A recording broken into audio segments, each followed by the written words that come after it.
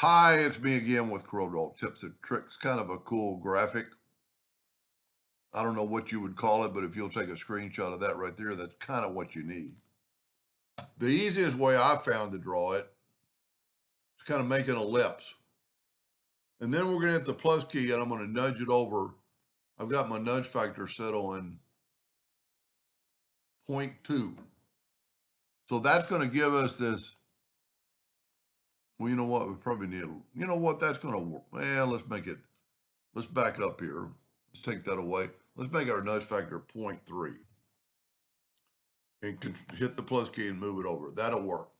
Now I'm going to make my plus key 0.1 and I'm going to nudge duplicate over like that. And that's going to give me the void spot. I'm going to make this one a little bit different. Now, if I shift select these two rectangles, you can see we got two objects selected. I'm going to control G to group it. And now I'm going to go back to 0.3 and I'm going to make a duplicate of this, then move it over. So that's giving it, that doesn't look right, but I think it's going to work. So I've got a thick spot and a thin spot. Matter of fact, we could probably just get rid of that very first one. One more. Well, you know what? We need that first one. So what I'm going to do is change my nudge factor to 0.1 again. And I'm trying to get it because that line, there we go. I need these center lines, the in-between lines the same. I'm going to go ahead and group that together. And I'm going to hit P to put it in the center page, which really doesn't matter. I'm going to take a 2-point line and I'm going to make it 4 points. No, we're bigger this time, so 12 points. I'm going to go to Object, convert the outline to an object. I'm going to left click, right click in black. And then I'm going to put it about right there. I'm going to hit the plus key and I'm going to go about right here. Well, I didn't evidently. My plus key sometimes doesn't do it. So now we're going to shift select both these and go up to effects and blend.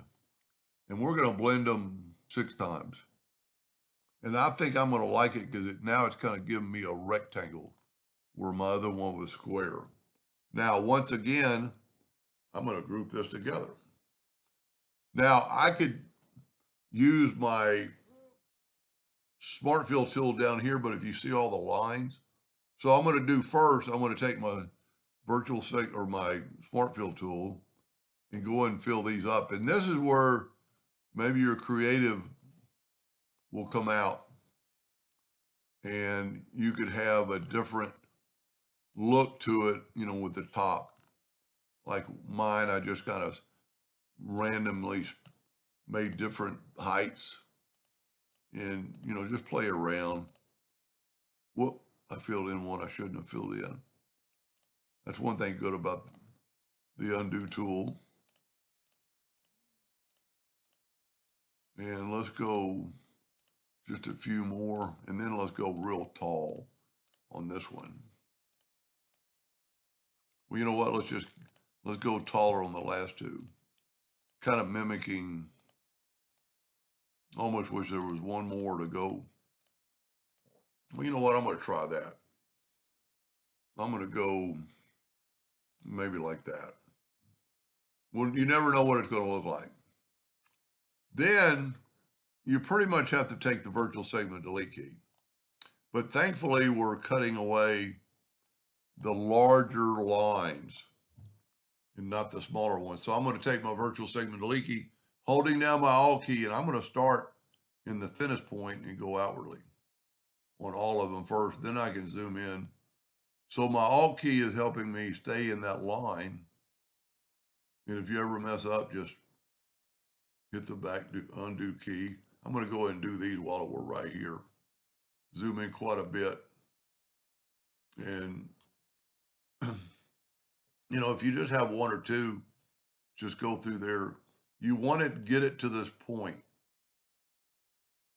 And then like right here says we're here. And if you think about it, you can't see, but you're working on the thinner, the thicker line, the line that you have a little bit more room to work with. See if you don't have the Alt key, you get that. If you hold down the Alt key, you get that. But we want to make sure it comes to this point, like right there, and then I'm going to go outwardly. Well, I got really close to that line, but it didn't cut it. And the further you go to the right, the less there are of the lines. I'm going to hold down the Alt key again. And then I think just 2 more lines. And we got it, I think. Let me look at this last one. Yep. So now take that same color with the Smart Fill tool and just fill in it. You know what? I hit a line. That last deal, I hit a line. There we go. And we'll know if I need to go back, because if it doesn't go to that point. I kind of like and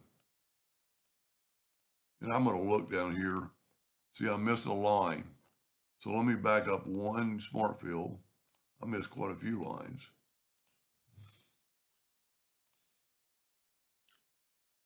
Holding down the Alt key. See, I went that time, well, almost to the end. There we go. Now just get the Smart Fill tool back. And if you remember, now I got one more. It's going, you want it perfect. So there's a line right there. So what I can do is take that one and hit delete with the Smart Fill.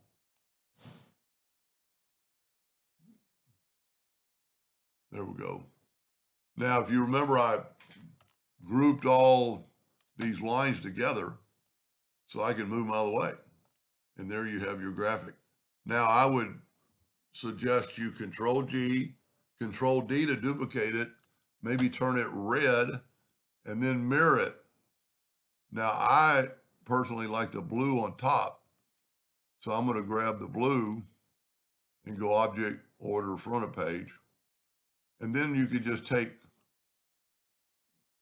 and zoom in and get one of those nodes. And see, I almost hit it perfectly. You want to kind of move off of it, and you probably want that node right there, right there. That's pretty cool. Let's use a black box effect. I've been using that a lot the last several months. To me, it really helped show off the colors. I like my first one better. I was thinking I was going to like the triangular shape. But you could have them kind of at an angle and do a more or less. I like the thicker lines in my cross section. But anyway, that's a pretty unique logo, I guess, or pattern done with that. Hope that helps somebody someday, and thank you for watching.